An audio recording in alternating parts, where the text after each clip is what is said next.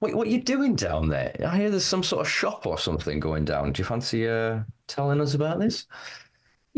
So we've got Seed Our Future Limited, which is our like original organization, which is still remaining more on the campaign side of things. But we've set up a new company, which is a not-for-profit called Seed Our Future Shop Limited, or SOF Shop Limited. Um, not for profit, really. We wanted to have we've been based in a small town in Dartmoor, Devon, called Moreton Hampstead. Lovely little town.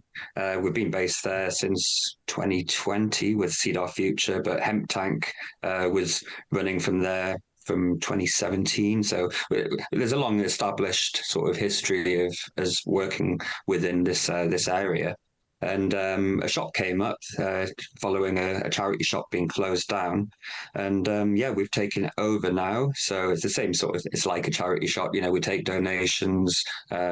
We sell clothes and bric-a-brac and books and all that sort of thing.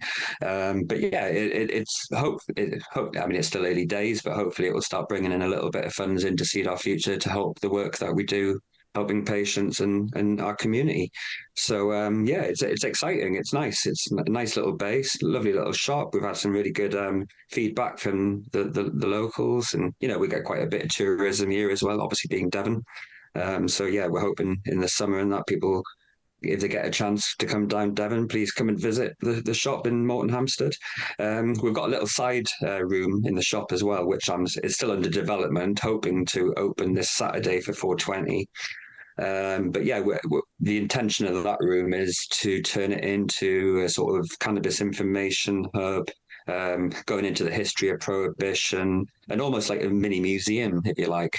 So yeah, it's really, education is key. It's what we're very much about. So we'll have our reports there. We've got books, we've got posters from different campaigns in the past. A whole timeline of the history going back like 130 years, like globally to like a sort of. So people, there's a sofa in there. People can sit and get a cuppa from across the street and just educate themselves, or like have a chat with us, or and we do a bit of information, advice, and guidance, for people who might want to maybe go for a prescription, or they want advice on, discrimination cases, things like that. So yeah, it's kind of it's a nice little area. So yeah, like you'll have to come down sometime and visit. But yeah, Yeah. anybody who wants to come down and learn a bit and hopefully buy something and help the cause, it'd be great.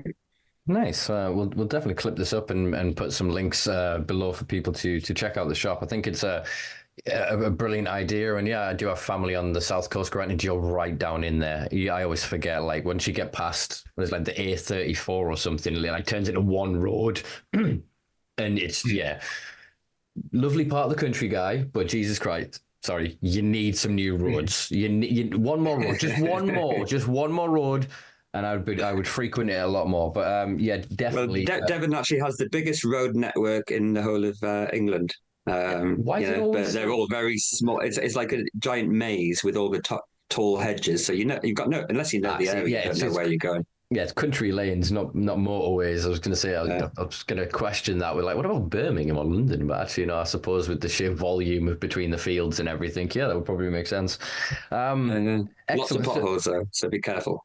Oh, and how my windscreen is currently sporting. I know this is well off topic, but a hole of about this big. Because the other day we had a crack. Luckily, the inner layer hasn't broke. But yeah, driving down the road the other day, thought it was like a sniper shot. Honestly, I ducked in my seat while driving. It was crazy. um, but yeah, so will you be making, I guess, then reasonable adjustments if then patients wanted to, if they were in your museum in that space, are they allowed Yeah, of to? course. I mean, it's the same with any shop or any public premises. You can't stop somebody from using their medication if they need to. Of course, patients should be respectful, and if they don't need to, and they, they're able to, go outside or wait a little bit, then that's cool. But yeah, if a patient wants to come down and they need to medicate, of course, there's a sofa there, and they're more than welcome. Nice, nice. I'm the last person to stop them.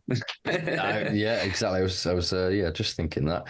No, that's awesome. It's almost like the development of a new potential sort of model, and I think it brings cannabis closer to acceptance within the community. You walk in again at the high streets in most of the Little Britain. We're struggling a little bit, but charity shops are one of the groups of retail sort of units that are doing quite well, or at least because of subsidization, etc.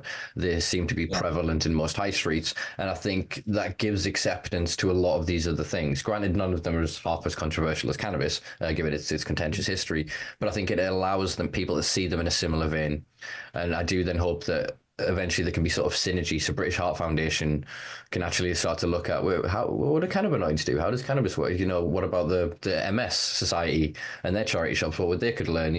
Brantanos or whatever it is, the kids one. Like there should be more synergy. I think you are taking as a pioneer here one of the first steps toward that normalization on the high street that isn't a dispensary, a lounge, a consumption like retail. Look at me. Yeah. This is a sincere attempt to, or it seems a sincere attempt to fund a passion that you're going to be doing anyway, but also creating a physical space on the high street for little Doris to go, oh, what's this? And come in and then actually, Yeah. potentially go on a journey of discovery and get off 25 pills and get onto she needs a script. And who knows, maybe cheekily she could learn to plant a seed. It's empowering people to see a brighter future. You are, I suppose, in this sense, literally seeding the future of your community. So it's good to see. Yeah, no, it is. Yeah, and it is a lovely space as well. And people do come in and just like locals like just want to have a chat and have a browse around because there's not many shops in Morton Hampstead. There's a co-op and a news agents and things like that. But I think it's nice for people just to be able to come down, have a little chat, and wander around and hopefully buy something. But yeah, it's a nice area. So.